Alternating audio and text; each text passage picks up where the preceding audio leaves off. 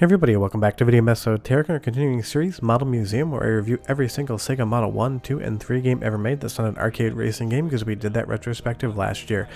And today we are here with Dynamite Cop, also known as Dynamite Deka, and when I tell you this is one of the weirdest arcade beat-em-ups of all time, I mean it. And it gets even weirder when we talk about Asian Dynamite, a pivot from this game that I will show you footage from later.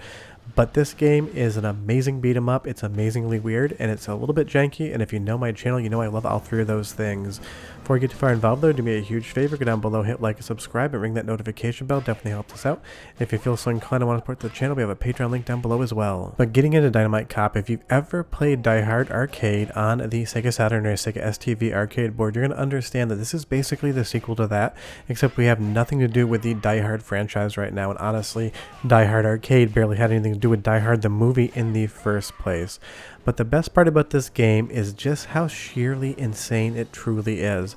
When we jump down here, we are in a bar and all these dudes are just dressed crazy, but there's a Blast City arcade cabinet here and we can pick that candy cabinet up above our head and throw it at our opponents and it explodes.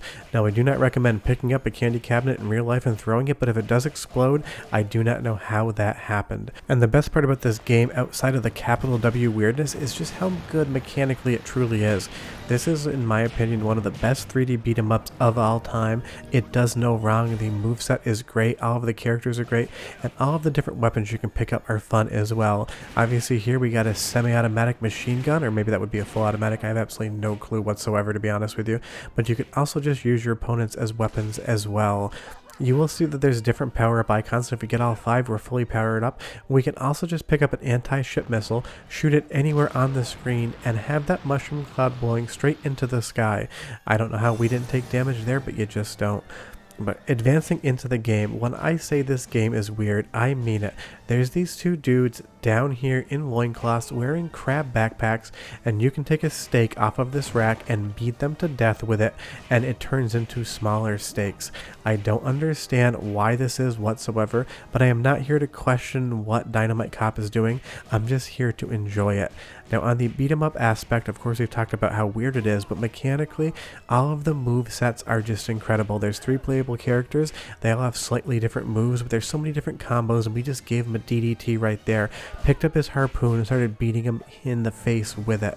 And of course, because this is a sequel to Die Hard Arcade, you do have those quick time events, and we failed that one right there. But it is just mechanically incredible, and if you play with a second player, one of you can take one opponent, one of you can take the other, you can kind of be on different sides of the screen managing that screen space. It just works. But what other game lets you beat up a wig on a stand and then pick that same wig up and start beating your opponent with it? It says hair sample, but it's definitely a mannequin head. This game is filled with different types of weapons, and all of them are absolutely wild. And later on in the video, don't close this one out early, I'll talk about Asian Dynamite and compare it to Dynamite Deka here, or Dynamite Cop, to show you the similarities. But running down this hallway here, we hit that kick button successfully, and we get that 4-panel action shot there. This really does feel like the 80s action movie of video games. But again, you just run in here and let's just grab a shish kebab or a French baguette and start beating our opponents with it. I have absolutely no idea what the developers at Sega were thinking when they made this game. They were basically just saying, put anything in you want, we will make it work, and it 100% does work. This game mechanically is incredible, but it's the sense of humor and whimsy that the game provides as well that takes it from like an 8 out of 10 to a 10 out of 10 in my opinion. Because of course we also have games like Spike Out that'll be on the Model 3, and while that game mechanically is an outstanding beat 'em up, I don't think it's as charming as Dynamite Cop is right here. But as much fun as this game is, it also has a great soundtrack as well that you 100% have to listen to, so go ahead and give that 45 seconds, I'll come back and tell you more about the history of this game. But enjoy!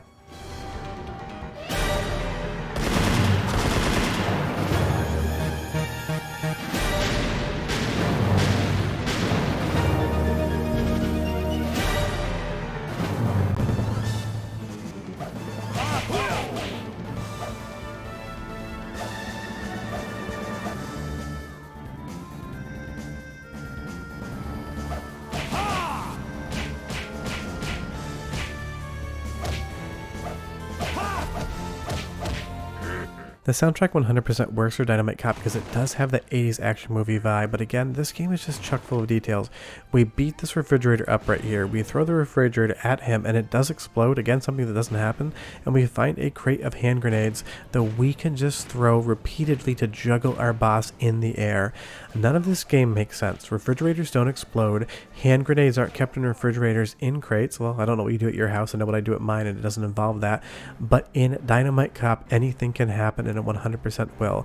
Now via emulation, the only issue whatsoever is the final boss is missing his entire face in the front, but god is that hilarious. I absolutely love it, and I could have cut that out to not show it to you, but I 100% have to.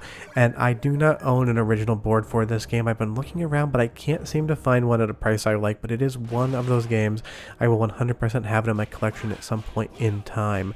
But there's so many different levels in this game. You're going to be playing this for like 25 solid minutes, and there are different routes you can take, which I will show you later. But every single environment is huge and expansive, and I love the bowels of the ship here. But again, you can just pick up a missile battery and start shooting it at your opponents and juggling them in the air. And I like that the explosive attacks do not do any damage to you either. You will see there was some flame coming up from the floor, and every once in a while there are going to be environmental things you need to avoid, just like in Die Hard Arcade. So just be on the lookout for them, but it doesn't use them as much. Now, of course, we are on a ship, and it is a weird game, so the Kraken is 100% going to just drag us into this piston room and start wailing on us, and I love the Kraken as a boss. But I mentioned earlier Asian Dynamite. What happened is developers in China took this game, reskinned it for the Sega Naomi, and re-released it as Asian Dynamite. So in this game, you have a cyber Kraken, half machine, and you can fight him as well, and that is just hilarious. But I do love when you hit the Kraken, his eyes get bigger until you kill him. But in a game like Dynamite Cop, we're fighting in this ballroom here with a baguette, and we move over to Asian Dynamite, and we are in a maid cafe.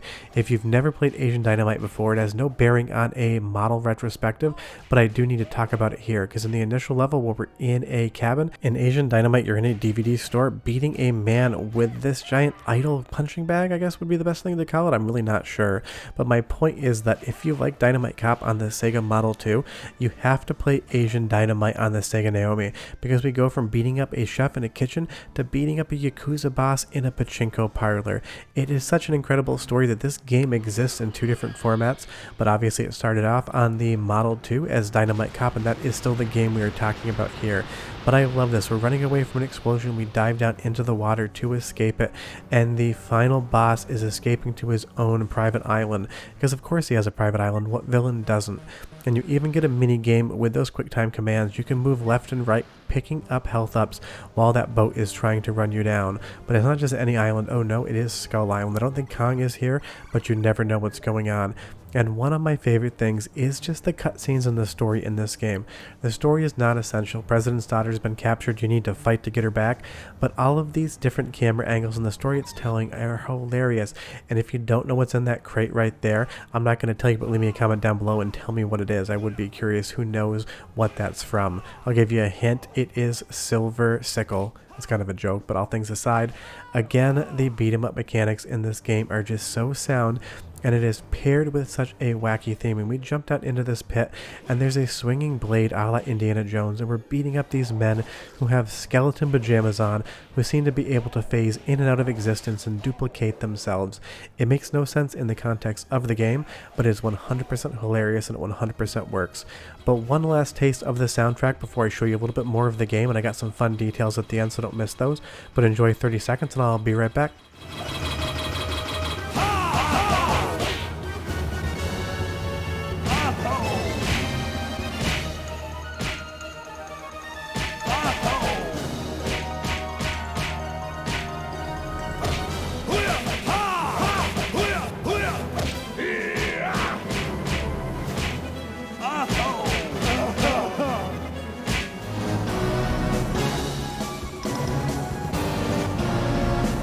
I mean, what other game lets you drop kick a muscled up man in a shark costume? And I have absolutely no idea why all of these villains are wearing different animal costumes. We've seen a shark costume, we've seen a wolf costume, we've also seen a king crab costume. I don't understand it whatsoever, but I don't care because it makes me laugh, it makes me smile, and that's all I need a video game to do.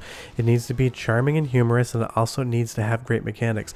And we can just pick up the cannon on this pirate ship and start shooting our opponents with it. Although in real life I would not suggest taking a cannonball full speed to the torso. I think you'd be woken up in more than one piece if that had happened.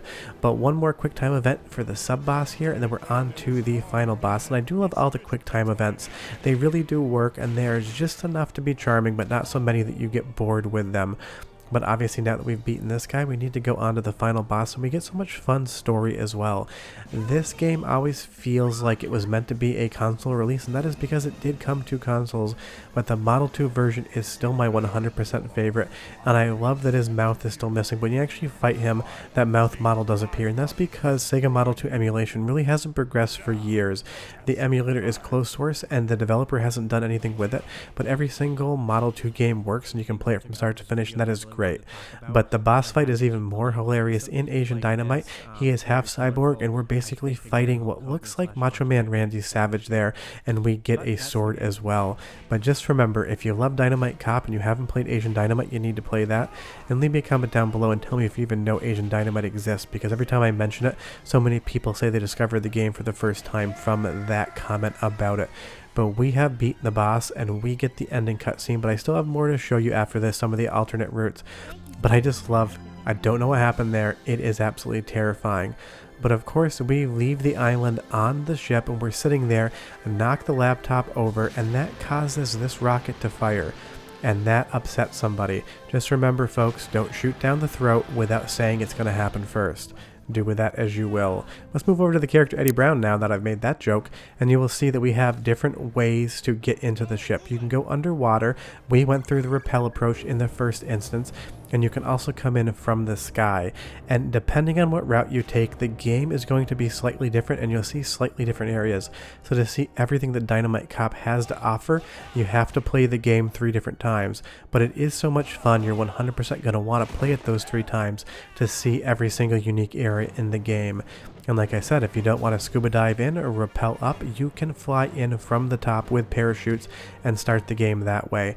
It just gives more replayability to a game that you're already going to want to replay, and as a 2-player game, this game becomes even more fun. It is a total game night party game.